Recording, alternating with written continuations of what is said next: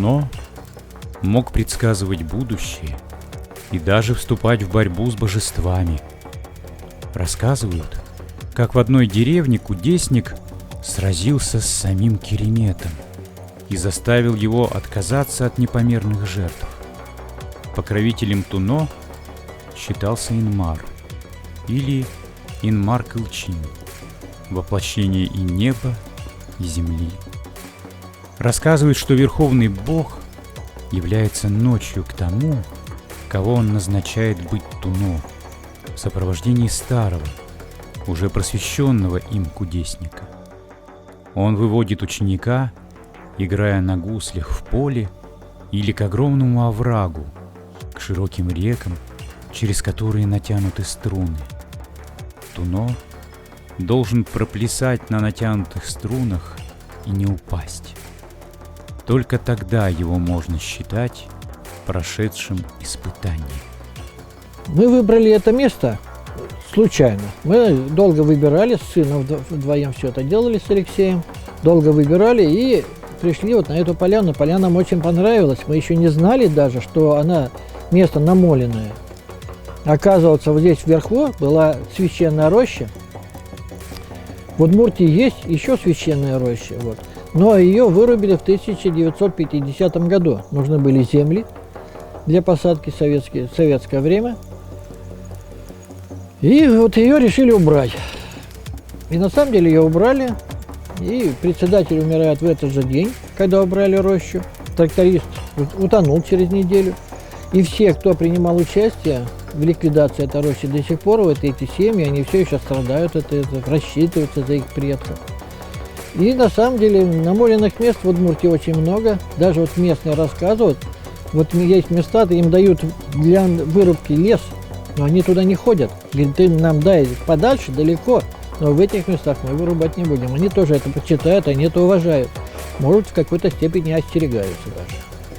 Туно — человек-загадка, который связан с духами и может общаться с ними.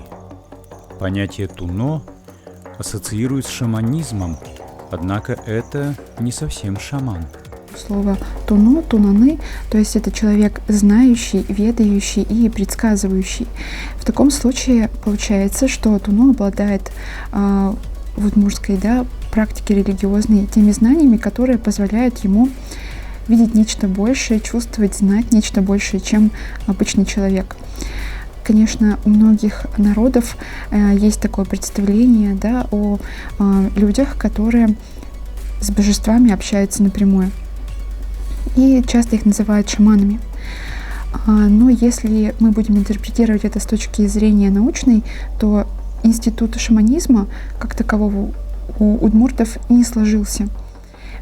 И, наверное, будет не очень правильно, некорректно говорить и проводить аналогии в удмуртской религиозной практике, сравнивать туно с, допустим, шаманами Якутии или индейцами. Владимир Емельянович Владыкин предполагает тоже в своей работе «Религиозно-мифологическая картина мира удмуртов», что, возможно, у нас институт туно во многом не сложился, потому что как таковые обращения к единичному лицу, к шаману в Якутии, это практика характерная для народов, которые ведут кочевой образ жизни. То есть они в значительной степени перемещаются. Но как только народ плотно седает на землю, начинает заниматься возделывающим производством, привязывается к земле, появляется стационарная постройка культовая, которая бы отвечала запросам населения, жителей, для того, чтобы выполнять необходимые практики, связанные с духами, божествами. Ударные инструменты – одни из самых архаичных. Деревянные или металлические, они могут быть сигнальными, бытовыми и отпугивающими. Например, звон колокольчиков можно услышать на праздниках и общественных мероприятиях. Шумящие подвески в древности выполняли роль оберега. В музее-заповеднике Иднакар хранится нагрудное украшение, возраст которого, по оценкам ученых, около 1500 лет. Это нагрудная подвеска, найдена она в женском захоронении Концовского могильника, это современный Слободской район Кировской области. Но этот памятник, он относится не к чепецкой культуре, это более раннее время, яманаевская культура, 5-7 века нашей эры, соотносится она со временем распространения паломской культуры, которая была здесь у нас на севере Удмуртии. Очень богатое было захоронение, ну, вот, и один из предметов — это вот подвеска, недавно побывавшая на реставрации в Казани, и сейчас у нее совершенно самый настоящий экспозиционный вид. Вот, и она до сих пор действительно издает звон металла, который считался в Средневековье неестественным для природы, и считалось, что вот шум, звон металла, он обгоняет нечистую силу. И с точки зрения, конечно, музыкальности, в принципе, это тоже можно считать музыкальным инструментом, потому что мелодика, характер в этом украшении, конечно же, есть. Как при жизни владелицы до сих пор металл издает очень мелодичные звуки. Манисты — это женское украшение. Оно передается по женской линии. Мне вот манисты эти достались от своей прабабушки. Одевают манисты в праздники, где много народу. Конечно же, это украшение. Девушка хочет свои лучшие наряды показать, быть красивой. Но еще самое главное — это оберег. Оберег в том, что манисты не звучат при ходьбе, и этим звучанием они отпугивают злых духов. Еще одевают бутьмар заплечный, тоже с манистами, заплечный такое украшение вот через плечо вот тогда, и туда тоже вешают бубенчики, колокольчики, которые тоже с каждым шагом они звенят и отпугивают злых духов. В обрядах, связанных с рождением ребенка, используют удары агурпул, печную заслонку. В традиции она выступает в роли музыкального инструмента. Считается, что шумные звуки отпугивают злых духов, которые могут навредить новорожденному. Часто мы видим, что печную заслонку, которая еще и является определенным символом печи, элементом печи, а печь выступает зачастую в наших традициях, где печь — это обязательный элемент дома, очень важный, соединяющий и три мира, подземный, средний и верхний, да, за счет своей конструкции, конструктивных особенностей. И ассоциируется с чем? С достатком, с теплом, с жизнью. И поэтому жизнь, зарождающаяся в женском лоне, она перекладывается в таких связях, параллелях и на печь, где запекается хлеб, где готовится пища. Поэтому печь и предметы, которые ассоциируются с печью, используются, когда печь затапливают, когда в печи готовят еду. Они имеют некоторое сакральное такое значение в обрядах, где мы вот видим, например, использование печной заслонки.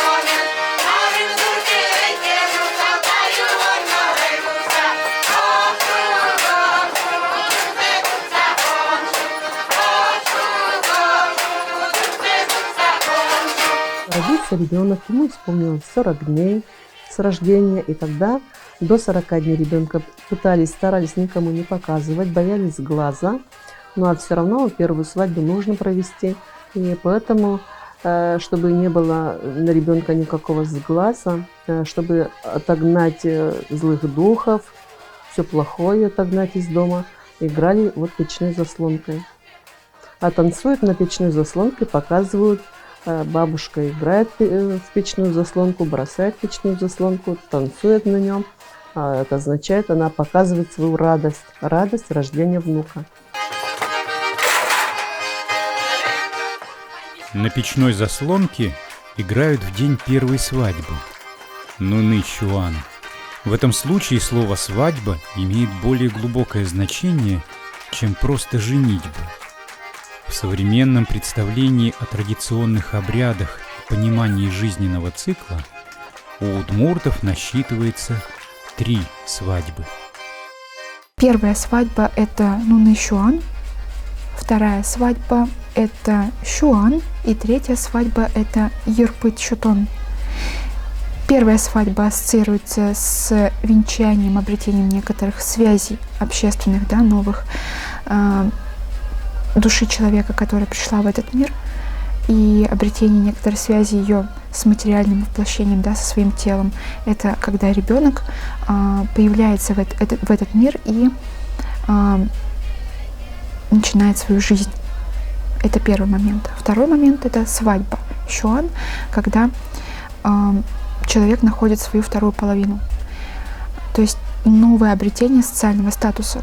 Да, у тебя расширяется и круг твоих родственников, и в целом ты изменяешь свой социальный статус, становясь мужем или женой.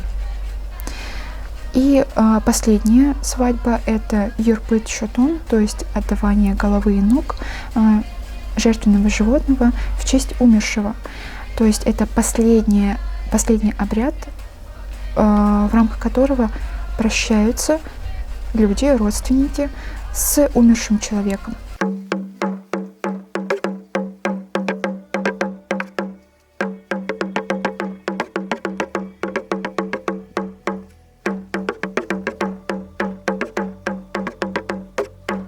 Удмуртские ударные инструменты не забыты.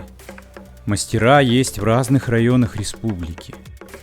Алексей Кузнецов изготовил свой первый инструмент – барабан-дымбыр в 2007 году для ребенка. Именно с него, небольшого по размерам детского дымбыра, он начал осваивать мастерство. Обычно я беру комель древесина, старый, то есть там уже посередине труха и работы меньше выдалбливать изнутри. Либо берется простая долбленка старинная, ненужная, как правило, некоторые люди не ценят такую посуду долбленную, из нее тоже можно изготовить барабан. Кожу обычно берут козью, так как она по своим свойствам, по эластичности, по толщине больше всего подходит. Если это небольшой такой бубен, который из телячьей кожи можно изготовить. Но если из кожи изготавливать инструмент, два похожих инструмента очень сложно изготовить, потому что кожа, она живой материал, точно такая же и древесина. Поэтому эти два инструмента, сделанные, казалось бы, из похожих материалов, они все равно звучать будут по-другому, по-разному. Древесину нужно просушить. Это, считайте, год хотя бы нужно, чтобы древесина просохла полностью, чтобы она там потом не подвела. Кожу, в принципе, не очень долго обрабатывать. Если традиционным методом, это недели 2. Старинная рецептура, она тоже основана на натуральных продуктах. То есть кожу нужно заквасить, чтобы убрать шерсть с нее. Для этого погружают кожу в специальную отстоянную такую массу из овсяных хлопьев с водой. Она должна закваситься и в этом растворе чуть-чуть подержать кожу. В 2014 году Алексей Кузнецов издал 2 методички по изготовлению музыкальных инструментов. Там же есть информация о барабане «Дымбыр». Мастер признается, что в издании описан его личный интуитивный опыт создания инструмента.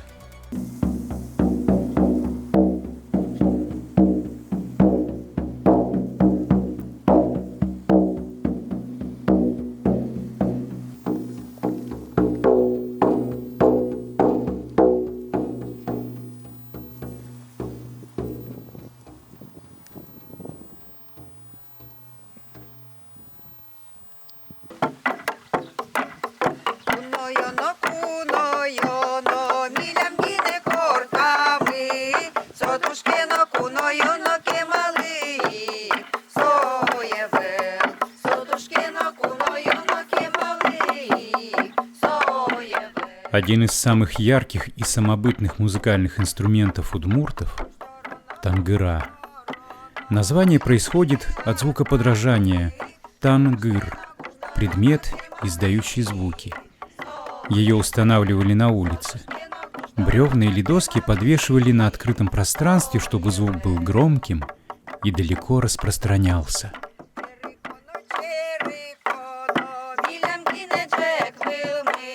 При входе в центр удмуртской культуры в Булае гостей встречает тангыра в форме чума. Ударный сигнальный инструмент появился здесь 2 года назад. Его поставили во время проведения этнофутуристического симпозиума.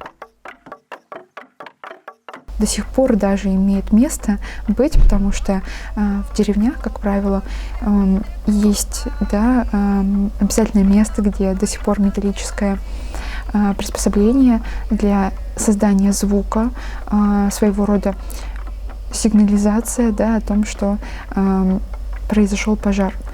То есть важные события в жизни общества, они действительно сопровождались ударом. В таком случае удар — это некоторый призыв.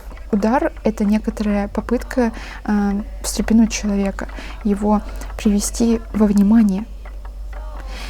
И в связи с этим мы видим, что практика бытования ударных или сигнальных инструментов, она очень широко распространяется и на обрядовую жизнь в том числе, и имеет свое сакральное такое символическое значение. Одним из ярких примеров, наверное, является обряд вожо-дыр, то есть это переходное время. Вожо — это духи, которые в определенный период времени выходят и смешиваются с миром живых.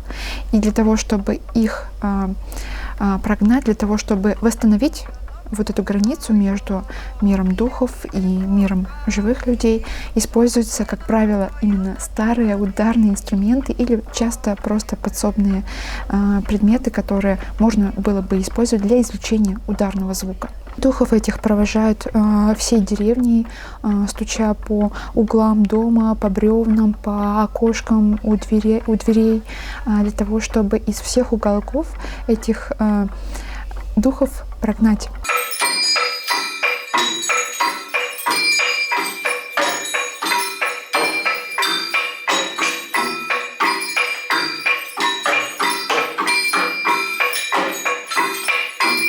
Еще одна тангыра, древо мира, находится внутри. Сделана она из предметов бытовой утвари. С появлением тангыры родилась программа «Забытые голоса», а сотрудники начали собирать всевозможные ударные инструменты – сигнальные, отпугивающие. Многие рабочие инструменты, которые использовались в быту, перешли в разряд музыкальных.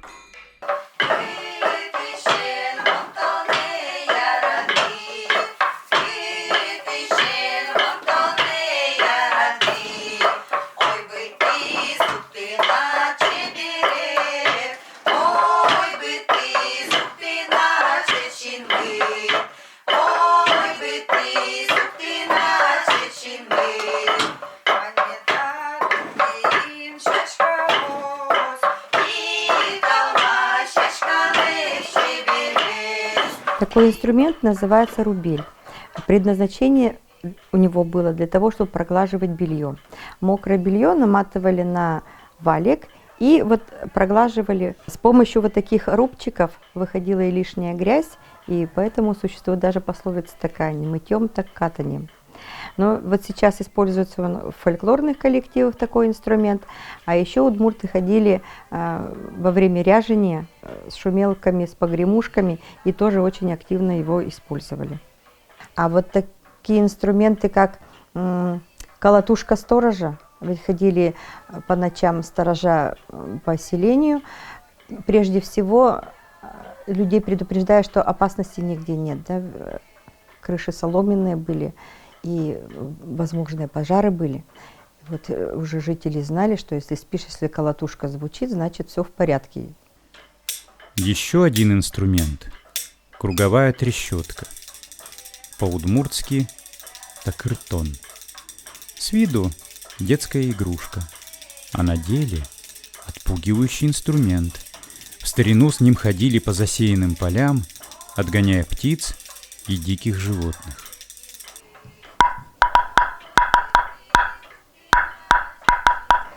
Этот инструмент называется коробочка.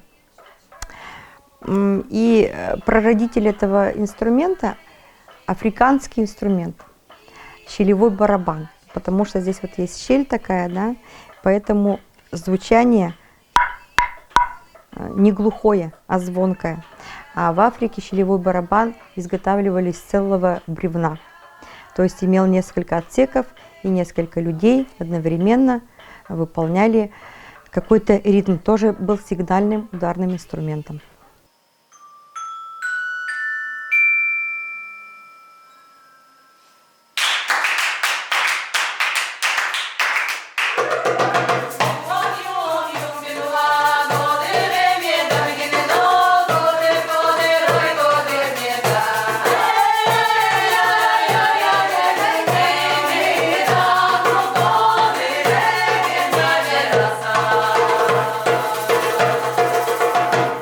Народные ударные инструменты продолжают звучать в стенах центров удмуртской культуры и аутентичных коллективах. А вот в группе «Птица тыла Бурдо» чаще используют современное оборудование. Коллектив образовался в 1998 году. Удмуртские песни в репертуаре появились позже. Специфика группы – многоголосие. Девушки исполняют авторскую музыку, а также произведения местных композиторов. Играют на цимбалах, в органе, есть в составе и ударные. Мир ритма, он очень здорово разукрашивается вот различными такими тембрами. И мы это все использовали с удовольствием, потому что это все природные инструменты, это все акустика, и с народными песнями это сочетается вот так. И бабушки, когда мы ездили в деревню, они говорили, все хорошо, как прям надо. Даже вот так. То есть, несмотря на то, что мы играем на каких-то африканских барабанах, ну, у них просто не было их. Если бы они у них были, они бы на них играли.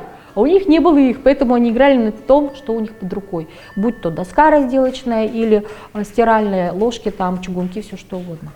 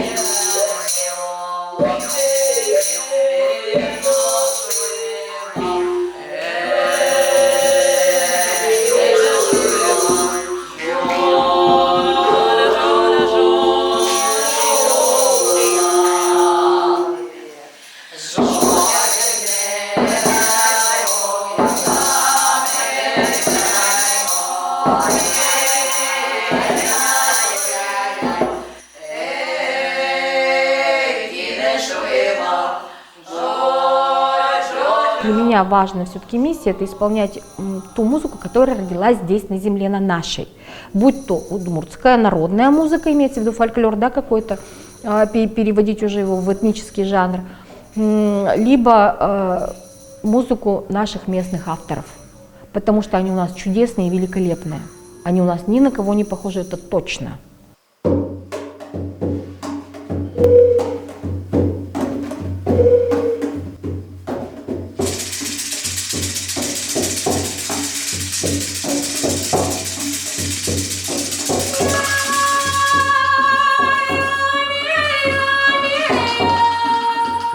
Архаичные и самобытные, ударные инструменты берут свое начало в незапамятные времена, сопровождая человека на протяжении всего его существования, в обрядах, в быту, в творчестве.